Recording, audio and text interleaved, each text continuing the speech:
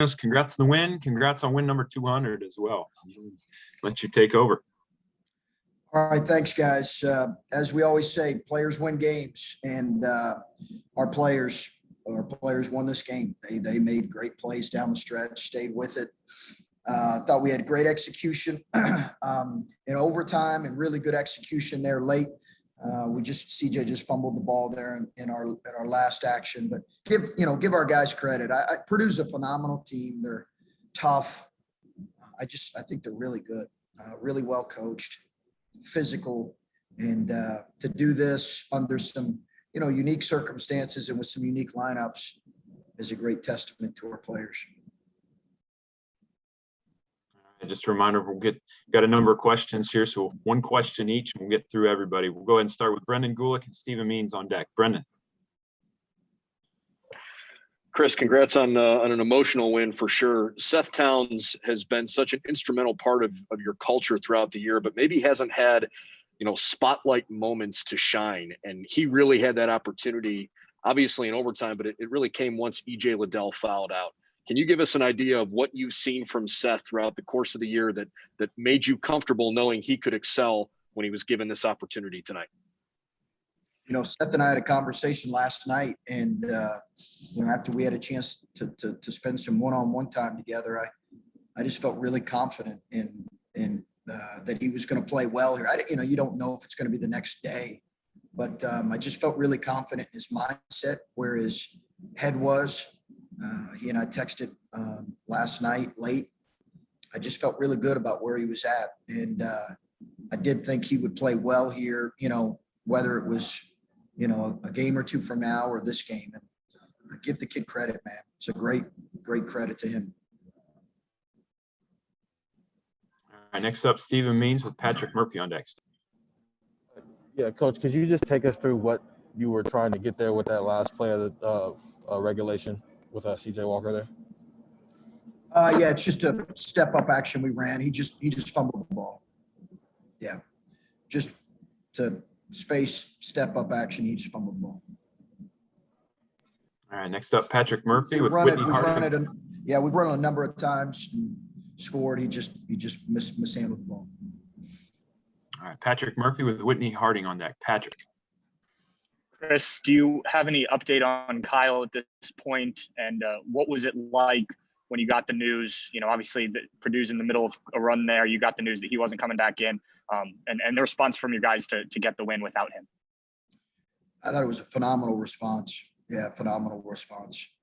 Again, our guys executed so well. When Justice getting to the free throw line, I thought was critical. And then overtime, offensively,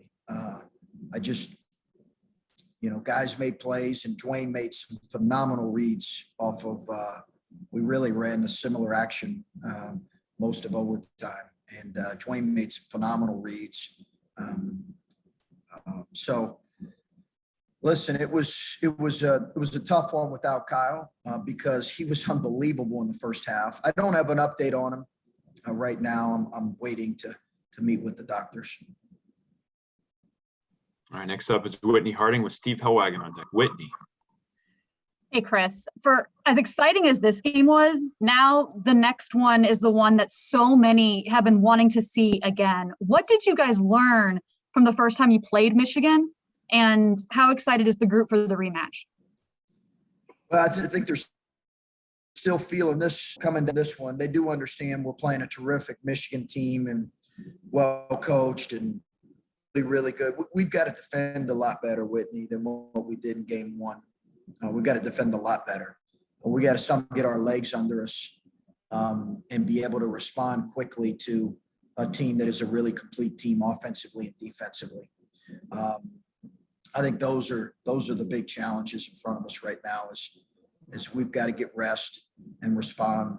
We understand we're playing a great team. When you advance in this tournament, you're going to play great teams. I thought we played a great team today, but it's a great challenge tomorrow. All right, Steve Hellwagon with Bill Landis on deck. Steve. Yeah, Coach, I'm curious what the mindset was in some of those late game timeouts and huddles, because there had to be almost some shell shock involved when you give up an 18-point lead. No. I mean, what It's college basketball, what, Steve. It's college basketball. It's college how did basketball. how did you keep the guys' heads and minds in this, and for them to pull it out the way they did? Yeah, I think. Listen, I think they understand. I mean, just watch college basketball. Purdue's a good team. Give them credit. We had a trouble guarding Travion. We were in foul trouble. There was no shell shock. They were on to the next play. They've done this. They've been around this. This group's an experienced group. Fans might look at it and say, whoa, they're shell shocked, an 18-point loss. I think guys that have been in it understand that you got to play the full 40 minutes. You're playing a really good team. They're going to make some plays. They did. We can do some things better. But I was super proud, Steve, of their poise in the midst of those timeouts. Thanks. Next up is Bill Landis with Doug Lees-Marie on deck. Bill.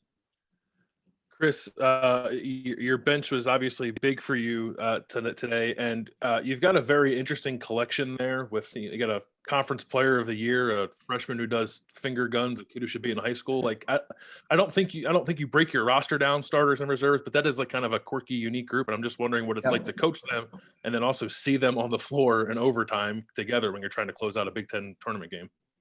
Yeah, it's a good way of quirky's a good way of putting it. We've got a really fun group. Really fun group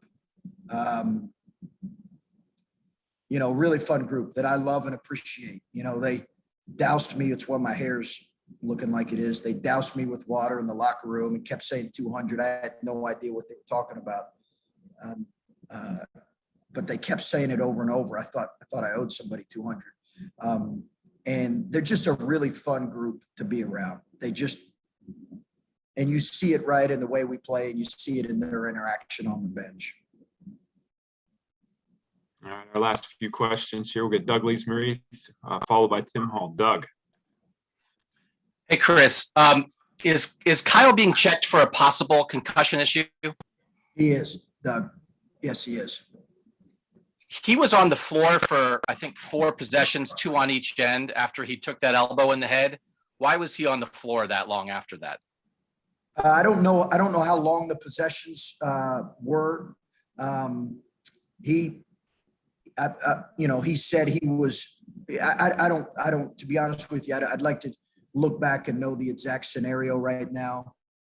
I think in that moment right now, we pulled him initially out of an abundance of caution. I think he said he wanted to play and gave us the indication that he was okay. Perhaps looking back on it, I could have pulled him and maybe should have done that. But in that moment, I just kind of looked and trusted what he said. All right, next up is Tim Hall, and we'll finish with Adam Jardy. Tim. Coach, I didn't even realize this, but your team just tweeted out that was your 200th overall win. It's always a milestone. I know you're not in the time to think about things like that, but if there was any comment at all on getting it this type of way. Well, it's a memorable one for sure, Tim. It really is a memorable one. And, that's humbling that those guys would do that and think enough to do that. It really is. But I've lost a lot of games too. So players win games, coaches lose games, and we live with those losses. So hopefully we'll enjoy this one. I appreciated them doing that. I can have time for a couple more. All right, we've got the last 2 coming here with Adam Jardy. I just forgot Chris, on senior day, I asked you afterward about how emotional Dwayne was afterward and trying to leave the court and just how down he was. To get to see him today leave the court and yelling OH to the fans and speaking to the national media on TV, what was that like for you to see a guy who had such a tough day and such a tough aftermath of that game have a moment like this and to come out the way that he did? Yeah, there's nothing better. There's nothing better than having your players, enjoy the moment. And we kept saying that over and over. This is fun. It's a road environment against a really good team. Let's play with smiles on our face. Let's enjoy it. You know, it was really good to see. Dwayne really felt the senior day loss because I think he felt like, and he's one of our best players, he felt, you know, responsible. And, you know, like I'm a proud parent. I get angry when people are critical, what I think are overly critical of our players. And I think for Dwayne, he's held that really well because there is an admission that we all have to do things better, coaches and players. And to see him respond and enjoy his decision-making, which was really the difference in overtime versus, you know, what happened a couple games ago it's a credit to him. It's a credit to him. And for you guys to win multiple games, Ohio State hasn't done it in this tournament since 2014. I know you haven't had historically a lot of success in conference tournaments. No, I have not.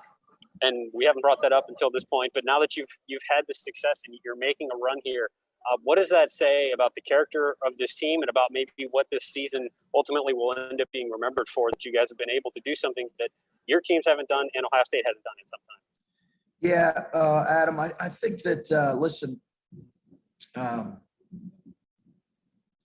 I think as a coach, you're always looking and seeing, okay, what, you know, are there reasons behind that? Was it bad draws or, you know, something that I can do better in terms of preparation? We've obviously had a lot of close games in conference tournament play. Got to the semifinals our last year at Gardner-Webb, but I think as much as anything, what I've said all along is that this is a special group. And I said it to you guys last week when we were in the midst of a tough stretch and I felt like we were playing well at times. We just weren't able to complete some games and we need to do some things better. But it's been a special group all year. It has been a really special group.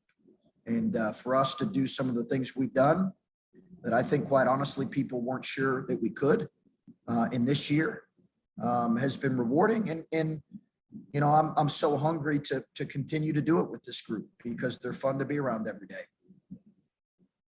Awesome. Coach, appreciate your time. Thanks for watching. Be sure to click on that subscribe button so you don't miss a single thing, and come visit us over at BuckeyeGrove.com for all the best Ohio State information on the web.